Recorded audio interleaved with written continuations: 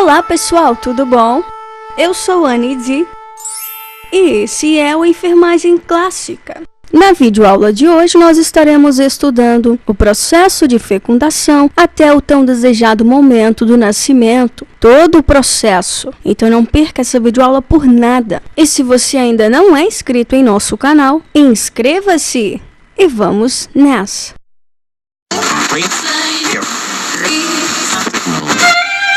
No, I'm not a writer. Okay.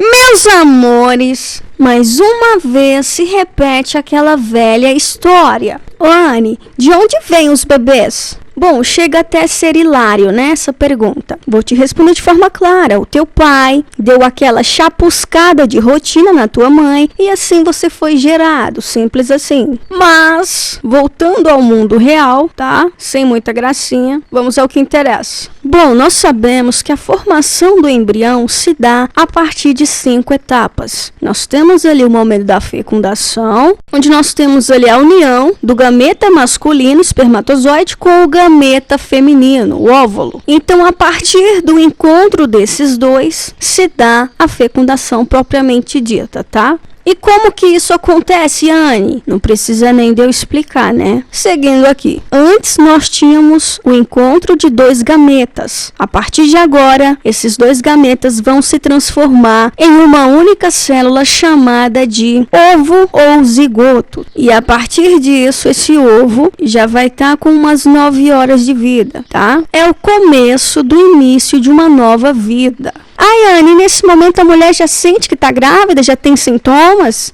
É lógico que não. Olha, tá muito cedo para isso. Ela não sente nem faísca. Mas o organismo dessa mãe sofre algumas modificações e adaptações ao novo meio, às novas demandas que surgirão, tudo isso para o bom desenvolvimento e crescimento fetal. Então, o corpo da mulher sofre modificações, tá? Então, voltando ao assunto, esse zigoto com 9 horas de vida, mais ou menos, ele vai estar passando ali pela tuba uterina, todo suave na nave, só lembrando, abrindo uma aspa, que no encontro dos gametas, eles já se encontraram. Agora sim nós vamos obter o pronúcleo masculino, que vem do espermatozoide, e o pronúcleo feminino, que vem do óvulo. Esses 2 núcleos vão se fundir e vão formar um único núcleo. Esse único núcleo vai formar todas as outras células desse novo ser que está sendo formado. Ou seja, nesse núcleo eu tenho todo o DNA desse indivíduo, todo o DNA, ok? E olha só para você ver, no pronúcleo masculino nós temos 23 cromossomos.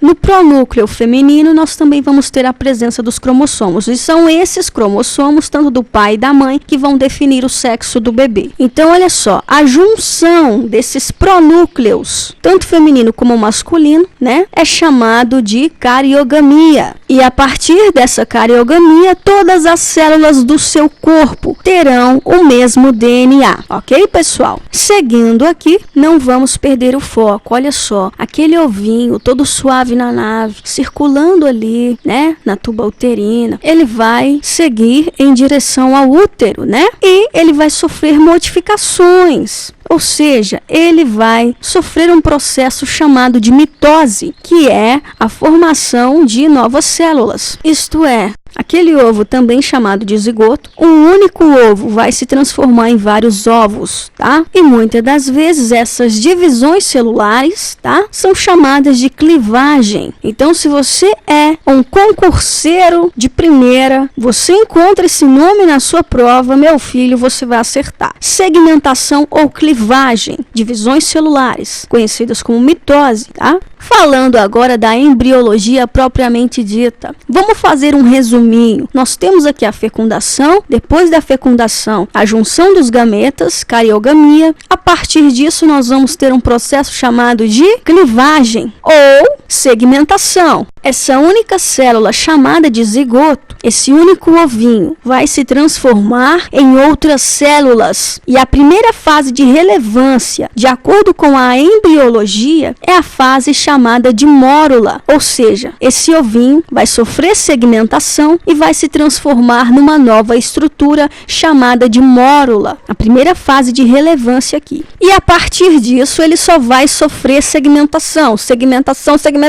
Por que, Anne? Porque essa mórula vai sofrer segmentação e vai se transformar em blástula. Essa blástula vai sofrer segmentação e vai se transformar em gástrula. Essa gástrula vai sofrer segmentação e vai se transformar em neurula. Mas não é um processo tão simples assim. Em cada uma dessas fases de mórula, blástula, gástrula e neurula, nós vamos ter momentos importantes. Cada uma dessas fases vai deixar o seu recado, vai abrir caminhos para a formação dos órgãos vitais desse feto. Então, veja bem, cada ovinho, cada bolinha, como você preferir, essa que você está vendo, cada bolinha dessa que está sendo formada pelo processo de mitose. É uma nova célula. Recapitulando, uma nova célula que foi formada por mitose. Toda vez que acontece segmentação, nós vamos ter a formação de novas células. E todas elas possuem o mesmo DNA, tá bom? Por que, Anne? Porque elas vieram daquele ovinho lá do início, do suave na nave, do zigotinho, entendeu? Do zigoto, meu irmão. Agora o bicho vai complicar. Presta atenção. Cada bolinha dessa, cada célulazinha dessa é chamada de blastômero. Inicialmente falando, esses blastômeros ainda não têm função definida, tá? Eles não sabem ainda o que eles vão ser. Se vão formar o seu sistema nervoso, o seu sistema esquelético, cardiovascular, sistema digestório e por aí vai. Eles não sabem ainda o que eles vão ser. Como eles não sabem, então eles são denominados células-tronco. Células-tronco, ok, pessoal? E são essas células-tronco que são utilizadas em pesquisa, tá? Por meio de fertilização in vitro. Na fase de gástrula, nós já temos ali a formação do tecido epitelial do indivíduo, o tecido nervoso do indivíduo por meio da ectoderme, tá? A camada mais externa da gástrula, chamada de ectoderme, vai formar esses tecidos. Então, na gástrula, nós já vamos ter a iniciação de formação de tecidos para esse embrião. Só lembrando que o embrião ainda vai ser formado. Presta atenção nessas 4 etapas que a gente está estudando: mórula, blástula, gástrula e neurula. O embrião ainda vai ser formado. Ele não tem ainda rostinho de neném, perninha de neném, não. Ele ainda não tem sua forma definida. Estamos falando de quê? Da morfogênese, que vai definir as características do bebê, os órgãos vitais do bebê. Estamos falando da morfogênese, definição das características físicas do bebê. Então, veja bem, é a partir destas 4 fases que as características do bebê vão ser evidenciadas. Mas é a partir da gástrula e da neurula que essas características embrionárias vão tomar rumo na vida, ok? Mas olha só, na morfogênese, nós ainda não temos a formação de tecidos. Somente na histogênese é que nós vamos ter a formação de tecidos, tá? E a partir da histogênese vem a organogênese, formação de órgãos vitais. Na morfogênese nós temos as 4 fases: mórula, blástula, gástrula e neurula. Na histogênese, a partir da gástrula, nós já temos ali as invaginações, as modificações da estrutura da gástrula, a ectoderme, a mesoderme e por aí vai. Com isso nós temos o começo das características físicas desse embrião e a partir daí formação de tecidos até evoluir mais um pouco e formar o nosso feto, com formação de órgãos propriamente ditos. Então, vamos organizar as ideias. É somente a partir da neurula que nós vamos ter a formação de 3 folhetos germinativos, que vão dar iniciação à formação de tecidos. São eles: a ectoderme, a camada mais externa da neurula, a mesoderme, a camada mais medial, e a endoderme, a camada mais interna. Essas 3 camadas, esses 3 folhetos germinativos vão dar iniciação à formação de tecidos, tá? Resumindo, a partir da neurula, nós vamos ter a formação de tecidos. E mais à frente, um pouco mais evoluído, na fase fetal, nós já vamos ter a formação de órgãos, organogênese. Então, é uma sequência, é um processo de morfogênese, histogênese e organogênese. Tá? Olha só, nós estudamos um pouquinho a fase embrionária, né? Vamos falar agora um pouquinho da fase fetal, ok, pessoal? Mas eu vou falar sobre ela de acordo com cada semana gestacional. Mas só lembrando, agora eu te pergunto, quantas semanas tem uma gestação? O normal, né? 40 a 41 semanas de gestação, divididas em 3 trimestres gestacionais, tá? Só lembrando que um bebê pré-termo, né? Aquele que nasce com menos de 37 semanas gestacionais, isto é, com menos de 9 meses. Agora, recém-nascido, pós-termo, né, nasceu ali com 42 ou mais semanas gestacionais, isto é,